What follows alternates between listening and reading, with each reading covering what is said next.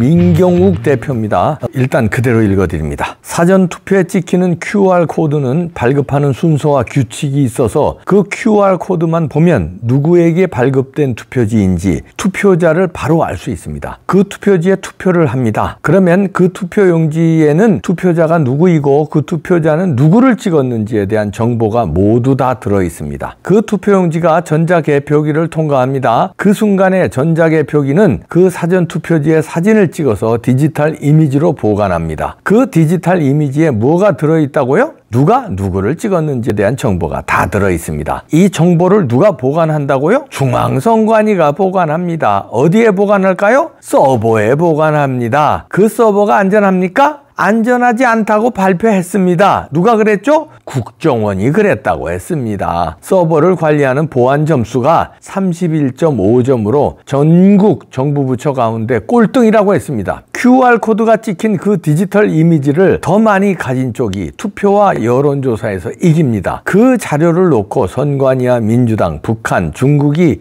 해킹 쟁탈전을 벌였고 지금 누가 승리자인지 아무도 모릅니다. 모두가 다 갖고 있을 수도 있습니다. 분명한 게 한 가지는 있습니다. 선관위는 지난 4.15 총선 전에 용역회사와 500만 명의 학력과 수입, 전과 기록 등 민감한 자료를 데이터베이스로 관리하는 계약을 맺었습니다. 저는 그 계약이 바로 저 사전투표자의 신원과 그들의 투표 성향을 빅데이터로 만들려는 계약이었다고 확신합니다. 투표자 500만 명의 투표 성향을 정확하게 알고 있으면 앞으로 50년 동안 모든 투표에서 이길 수 있고 강서구청장 보궐선거 결과를 미리 조작하는 것쯤은 식은 죽 먹기처럼 쉬운 일입니다. 선관위는 그 용역 계약에 특별 조항을 포함시켰는데 그것은 바로 앞으로 자료가 늘어날 것에 대비해 샘플을 쉽게 추가할 수 있는 형태로 DB를 구성하라는 것이었습니다. 앞으로 더 늘어날 사전투표자도 자료로 추가하겠다는 것이겠죠. 선관위는 이 자료가 지금까지 출마한 후보자들의 자료라고 했습니다. 그 후보자가 500만 명이나 됩니까? 또 거짓말이었죠. 제가 따지니까 말을 바꿨습니다. 뭐라고 바꿨을까요? 투표 업무를 도와줬던 자원봉사자들도 포함됐다고 했습니다. 자원봉사한 게 무슨 죄라고 전과 기록까지 선관위가 보관하고 있어야 합니까? 정말 그렇다면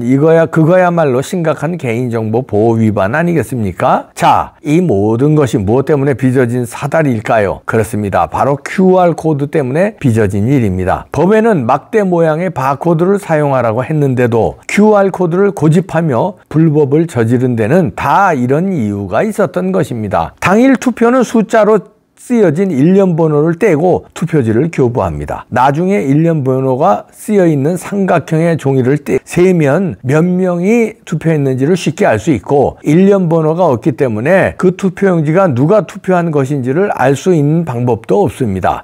그러나 QR코드는 떼어내지 않고 투표함에 함께 들어가기 때문에 도대체 몇 명이 사전투표를 했는지 사후 검증이 되지 않습니다. 그럼 어떤 일이 생기죠? 그렇습니다. 사전투표는 수백만 장의 가짜 투표지를 투표함에 쑤셔 넣어도 감시하거나 검증할 수 있는 방법이 없습니다. 그런 일이 지난 4.15 총선에서 실제로 벌어졌다고 그동안 저는 줄기차게 주장해 왔습니다. 간단히 정리합니다. QR코드 사용은 현행법 위반입니다. 또 비밀투표를 보장하는 헌법에도 위배됩니다. 그리고 문재인 정권 이후 계속된 부정선거를 가능하게 만든 중심수단이었습니다. 다시 한마디로 정리합니다. QR코드 사용은 위헌입니다. QR코드만 없애도 부정선거 가능성을 확실히 줄일 수 있습니다. 제가 인사청문위원으로 참석해 적격자로 통과시킨 이종석 헌법재판관, 윤석열 대통령의 서울대 법대 동기인 이종석 헌법재판관이 부디 오늘 이 사건 하나 제대로 정의롭게 판결하고 헌법재판소장이 되길 바랍니다. 오늘 올바른 판결이 나온다면 우리는 지난 4년간의 투쟁에서 승리했다고 선언할 수 있습니다. 잠시 뒤 그런 의로운 결과가 나오길 간절히 기도합니다. QR코드의 위헌, 이거를 이종석 재판관이 판단해 주시기를 기도하는 마음으로 민경욱 대표가 이 글을 썼는데요. 어떻게 우리나라는요 지금 상식이 안 통하니까 상식을 제발 상식대로 해주십시오 기도하는 나라가 됐어요. 그것도 범죄자들에게 야, 좀 상식대로 해라 이게 아니라 재판관들에게 아이고 재판관님 제발 상식대로 처리하게 해주세요. 대법관님 제발 상식대로 해주게 해주세요.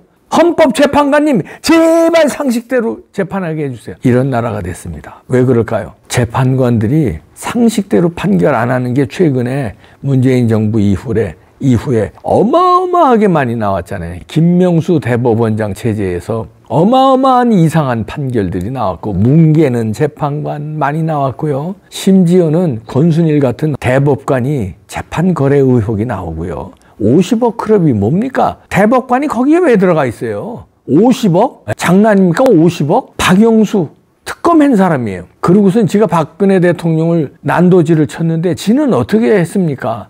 돈이란 돈은 여기저기서 다 처먹고 비리란 비리는 여기저기서 다 저질른 그게 특검이고 권순일은 그게 대법관이고 김명수는 그게 대법원장이고 이런 그리고 유창수 같은 사람이 그게 부장판사고 이러니까 우리가 제발 상식대로 해주세요 재판관님 이런 기도문이 나오는 겁니다. 이 어떻게 이런 나라가 됐죠?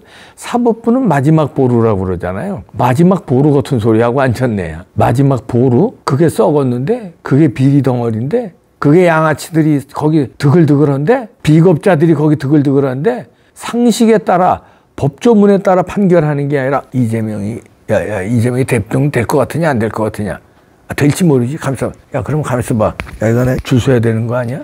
아니면은 줄은 안 서더라도 최소한 가만있어 봐. 이거 내가 여기 이거 잘못해서 이재명 대통령 되면 나 이거 작살나는 거 아니야? 야, 나 겁나지? 진짜. 아니면 가만있어. 나 다음에 공천 받아야지? 이렇게 해서 법과 상식에 어긋나는 판결을 하는 재판관들이 늘고 있는 이 지금의 작태. 참 한심한데요. 이러기 위해서라도 빨리 이재명 단죄해야 되고요. 권순일 같은 놈들 단죄해야 되고요. 그건 뭐 말할 것도 없고요. 오늘 민경욱 대표가 호소한 이 QR코드. 선거법에요. QR코드 못 쓰게 돼 있어요. 막대 그래프만 쓰게 돼 있어요. 근데 이들은 뭐라 그래요? QR코드가 막대 그래프래요. 도둑놈들. 딱 생긴 것만 해도 막대 그래프 아니죠? 그리고 들어가는 이거 입력량이 막대 그래프는 딱 몇 가지만 들어가요. 이제 무슨 선거구, 예를 들어서 성동구, 무슨 투표구, 그거 몇 가지만 들어가요. 그게 나중에 분류가 되니까. 근데 QR코드는요, 여기 민경욱 대표 얘기한 대로 30몇 가지가 들어가. 근데 여기 뭐 다 들어가요, 다. 그러면 그거 중국이 왜 QR코드로 나라를 관리하는 줄 아세요? 인구는 많은데 공산 독재가 이 명분이 없고 불안하니까 통제를 해야 되잖아요. 가장 통제하기 좋은 방법을 연구한 게 QR코드예요. QR코드로 중국 그 14억 인구를 통제합니다. 이 QR코드를 뭐 예를 들어서 어디 식당에 가도 이거 뭡니까 마스크 쓰고 그 QR코드 그것뿐만 아니라 전철을 타든 무슨 뭐 버스를 타든 이 QR코드 이거 다 나오고요. 그 다음에 무슨 각종 어디 모임이든 뭐든 행사에도 QR코드. 그러면요, 이봉규가 어디 가고, 뭘 하고, 무슨 행정을 하고, 무슨 행사를 했는지, 이게 다 나와요, 컴퓨터에서. 일일이 확인하는 게 아니라, 컴퓨터에서 다 집계해서 알고리즘으로 딱 돌려서 쫙 나와요. 그러니까 통제하는, 이놈 봐라. 그 통제해서 딱 나와서 이상한 데로 가거나, 이상한 모임에 참석한 놈 싹 걸려서 딱 나오면, 그 명단만 딱 추리면, 이놈이 여기 갔어? 이거 반체제 모임인데? 이거 무슨 종교 모임인데 여길 갔어 이놈이? 야, 그거 데려다 조사하라고. 이렇게 해서 14억 인구를 통제할 수 있는 게 QR코드예요. 그런데 그 공산 독재에 활용하는 QR코드를 우리는 선거 독재에 이용당하고 있는 겁니다. 그러니까 QR코드를 계속 불법인데 우기면서 지금까지 쓰는 거예요. 왜냐하면 이걸로 부정선거를 하니까. 근데 뭐라 그래요? QR코드하고 막대 그래프하고 똑같아요. 이렇게 사기치는 놈들이 중앙선관입니다. 그리고 빳빳한 투표용지 나오니까 뭐라고 사기쳐요? 형상 복원 기능이 있대잖아요. 투표지에는. 그러니까 다시 말해서 접힌 자국이 없는 거는 시간이 지나면 빳빳해지는 그 기능이 있대요. 근데 전 세계에 그런 기능이 있는 종이는 아직까지 발명되지 않았습니다. 아직까지 사용된 흔적이 없고요. 근데 거짓말을 해요. 왜 거짓말을 할까요? 급하니까. 그리고 모면해야 되니까. 그리고 우기면 통하니까. 왜? 법관들이 다 선관위원들이니까. 결국 법으로 단죄하는데 법관들이 자기 편이에요. 자기 조직이에요. 그러니까 일단 여기서 우기기만 하면 돼. 거짓말로. 그리고 판단은 우리 편이 하는 거예요. 그러니까 이게 거짓말과 이렇게 넘어가고 그냥 부정선거는 계속되는 거예요. QR코드 위헌이라고 판단해 주시기를 이종석 헌법재판관한테 저도 기원할게요. 자, 우리가 이제 이러고서는 만약에 잘못된 판단이 나오는 판사들이 있죠. 우리 국민의 이름으로 뭔가 조치를 해야 돼요. 진짜 몰려가서 그 집 앞에서 데모를 한다든지 맨날 며칠을 그럼 부인들이고 자식들이 다 보게끔. 아니 우리 집회의 자유 있는 거 아닙니까? 집회의 자유 있잖아요. 1인 시위 자유 있잖아요. 그것도 나중에 못하게 막을래나? QR코드로? 아주 중국으로 가고 김정은 체제로 갈래나? 도둑놈들아? 집회는 하죠. 네? 1인 시위 할 수 있죠. 왜 그것도 막으려고? 판단 잘 하시기 바랍니다. 국민들이요 참다 나중에 어떻게 변할지 몰라요. 네. 참다. 국민은요 벌레 같았지만 코끼리예요. 코끼리 순한 거겠죠? 코끼리가요 한번 승질 나잖아요. 사자 몇 마리 때려잡는 건 일도 아니에요. 그냥 밟아버려. 사자 밟으면 그 뼈도 못 추려. 순하지 그냥. 초식동물이고 풀만 먹으니까. 평상에 순해요. 건드리고 약을 올리고 나중에 너무 약발이 받으면 코끼리가 승질나면요 국민은 코끼리입니다. 이종석 헌법재판관님 상식적인 판단해 주시면 돼요. 예. 우리 편 들라는 거 아니야. 예. 법과 상식. QR코드 그 선거법에 나와 있어요. 쓰면 안 된다고. 그 나와 있는 것도 참 비참하다 우리나라. 그만둡시다.